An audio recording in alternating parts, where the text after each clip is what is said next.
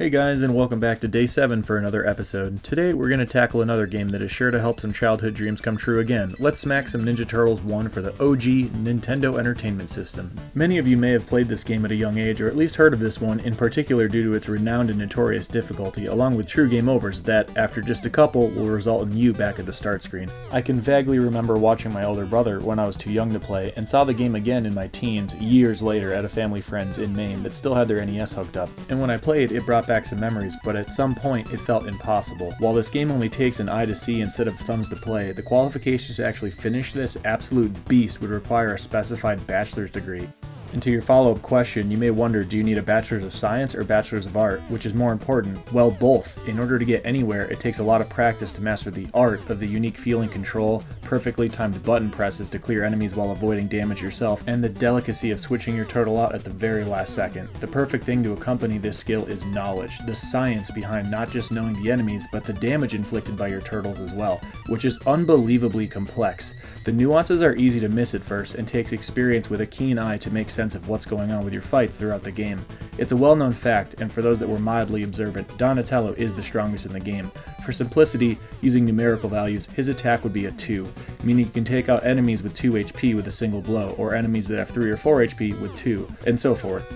What is far lesser known, and as mysterious as anything else, are the surprising details behind your other 3 turtles. For starters, Leonardo and Michelangelo are noticeably weaker than Donatello, visibly only dealing 1 HP of damage. But did you know that Leonardo's attack power is doubled when he is at or below half health, becoming as strong as Donatello? Did you know that Michelangelo's attack power also increases at half, up to around 1.5, and then up to 2 when he is at a quarter health or below? And Raphael, for how often he's dismissed, he is surprisingly useful as well in some areas despite his inferior range, and his attack actually deals 1.5 for his entire duration, based on his ability to take out some enemies that Leo and Mike can't, while also not being able to take out a couple enemies with one attack that Donatello can. While knowing the attack powers at multiple levels is incredibly important, what is also helpful is to understand your attack frames with your turtles. Of course we can see that Donatello has the best reach, but how many players realize that you can actually cause damage with the bow behind you too, or realize that Leo and Mike's weapons also slightly reach behind them as well? The significance, meaning we do not need to face everybody while we're attacking them, which helps keep us safer as we effectively mow down and walk through sections in the game.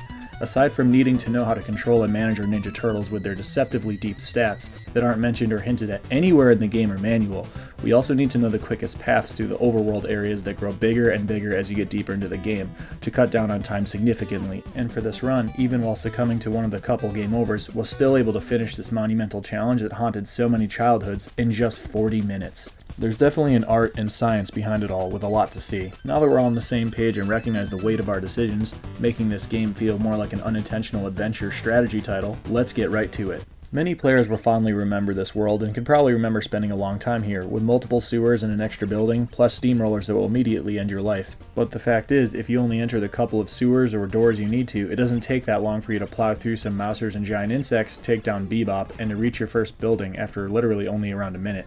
This is where we start to use our knowledge of enemies and also the flow of the game in general. There are respawning enemies infinitely in Ninja Turtles, which means, if at all possible, the only direction we ever want to go is forward at all times. We can also wait sometimes as we know that certain enemies that have spawned will also exit the screen on their own and not come back if we don't re-trigger them. Rocksteady is not that brutal of a fight at all to begin with, avoiding him and a bullet he shoots once in a while, but knowing a surefire way to take him out before a big run never hurts. The next section is one of the most discussed aspects of the game, the dam level, and the reasons for that is the amount of enemies increase, including ones that evidently have more than 1 HP, and a specifically placed jump that you can't get past without pushing your character well beyond the edge to jump at the last second. And before long, we are tasked with disabling bombs, and this is where a lot of players' journeys ended, as there is a time limit, but more dangerously, there are multiple electric fields, underwater by the way, and seaweed that hurts big time. Plus, it can stack damage for what feels like multiple hits in an instant. But since we do have a degree in turtle management, we do understand that if one turtle dies, we have to start the level over. However, if we simply pause and switch to another, it's as good as having another life bar. 4 total, in fact, if we really needed to.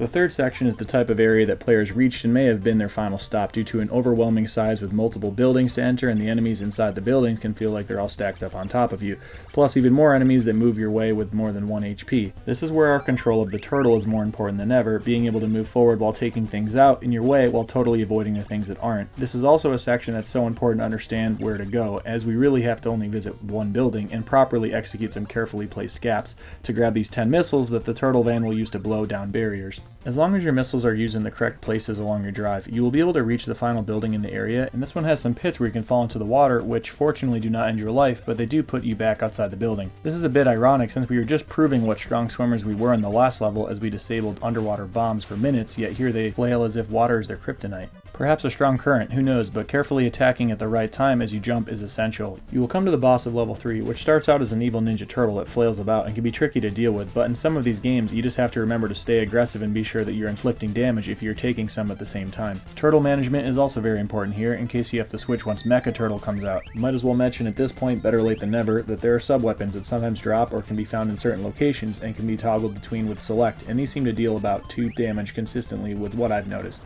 Once Splinter is released, it's time to go to the airbase and track them down. Alright, we're officially over halfway into the game, and this is another level that I'm sure managed to buckle the knees of anybody that managed to get past level 3. It's a total marathon of knowing where to go and taking out a wide variety of enemies, spikes, lasers, and danger in general through at least a dozen long rooms, and that's only if you're going the right way. It's important to be sharp with your control on the ground and air, as you'll be tested with conveyor belts and some tough spots throughout this entire brutal marathon section. Turtle management and being strategic when grabbing pizzas is essential, and using the game's habits of respawning against it can absolutely give you the extra boost that you need.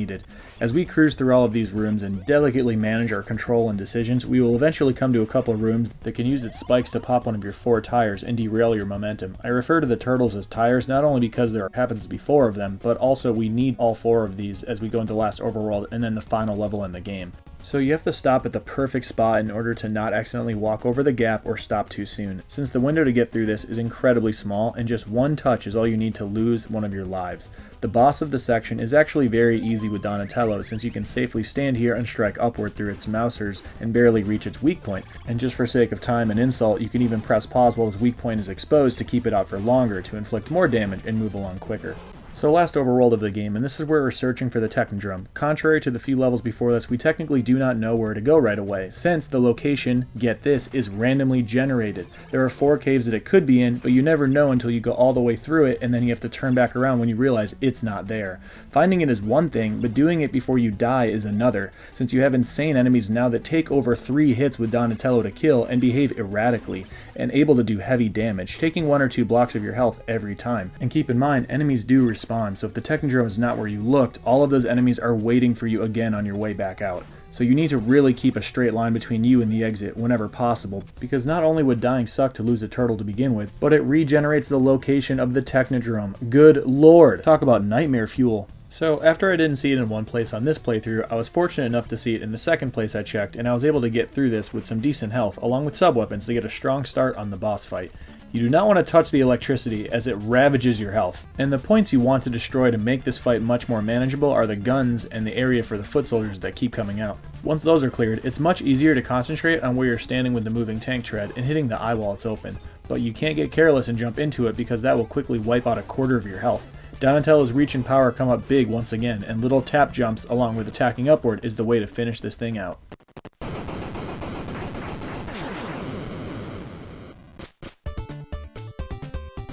So now, finally, we go inside the Technodrome, which ends up being a whole lot bigger than we were led to believe. This is just an absolute gauntlet of enemies and some wrong turns. Knowing where to go and knowing what to fight versus what to leave behind is an essential skill at this point. There are pink jetpack enemies that are absolutely ruthless and one of the most overpowered and dangerous things to have in numbers ever. This is an example of enemies you want to avoid at all costs. If you lose a turtle at any point and get sent back to the beginning with others still in low health, it actually makes sense just to let all of them die and use your game over to refresh your squad to give it another real go. Without any sub-weapons, we're going to need a perfect relay race between the turtles, but the relay we're about to embark on is more serious than ever. So we've got our team of 4 to assemble, no better squad for the job, let's do this. We'll start out with Leo, and basically we have this section that makes the damage caused versus health more apparent than ever, since enemies just slam into your face until the turtle is strong enough to deal with them appropriately. They also happen to be at a height that makes it hard for Donatello to reach them with his normal attack, plus you want to use him for later anyway. So for the first 3 legs of this race, you'll want to rely on your other turtles. After this section and getting the pizza, you drop down to an area that looks like the wrong way to go, with inevitable damage and potential death staring you right in the face. This is where you have to be ready to move your ass as quickly as you can and be ready to switch your turtle when your health gets low the very instant you're in danger. Now it's time for Raphael to shine, as he's the one carrying the baton for the next stretch. There are enemies specifically that he's well equipped to handle, like some insect things that seem to have 1.5 HP, plus you can deal with these boomerang ninjas that only jump towards you if you're a certain distance away from them. Using a careful and big jump over the turret to grab this item that's basically a turtle power star is what you want so you can stretch the invincibility through an entire room. Before long, we encounter stronger enemies that seem to have over 1.5 HP, so for the third leg of the race, we will hand the baton to Michelangelo so you can receive some damage first and then somehow has enough strength to get through them. And the pink jetpack guys are at full force now too. It's like we've entered an evil beehive and these guys just start to swarm all around you. As mentioned earlier, we want to keep moving and get these guys off the screen. Things get very dicey as we enter the final hallway, and once the legs have given out on the rest of your relay, it's time to hand the baton to Donnie, our anchor leg for the final stretch. The method used to get beyond this hallway is counterintuitive. You do not want to get up and attack these guys. You need to let them pop on screen, you wait safely until they leave, and take a couple more steps and then do it again. And again, and however many times you need to do this while taking out the little insects that fly your way, until you finally make it to a ladder and you have one last little square off with one of these dudes. You need to handle your position very carefully in order to not take too much damage here, since we are finally about to reach Shredder. The room is empty at first, but important to move out of the way since he will be spawning violently onto the screen, and, fittingly so, he is the most dangerous enemy yet. Aside from strong touch damage, if his mutant gun shoots you, it's an immediate death and back to the beginning of the level. He also swipes that takes away a couple blocks of damage as well. If you can find a safe place to cheese him with Donatello, I'm all in favor of it, because this game has spent a long time, decades, being cheap to you. It feels gratifying to finally be the one in control.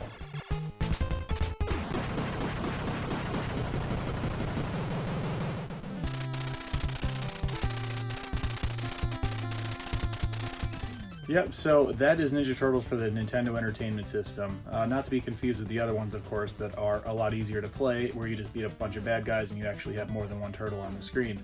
But definitely an interesting game to come back to, since it's not that hard with a lot of practice to get through it, but it's definitely a challenging game. Have a lot of interesting memories with this one, coming back to it so much after the fact, just to grind and beat it. Today was not the first time I beat it, of course. It's been a long time coming, so I've been practicing this one for years on and off, you know, because beating it is such a gratifying feeling. It's like you gotta come back. But hope you guys enjoyed this. Remember to please comment, like, and subscribe to support, and share if you think anybody else should see a few games getting beat down a week. As always, take care, and I hope you have a great rest of your day. Thanks again.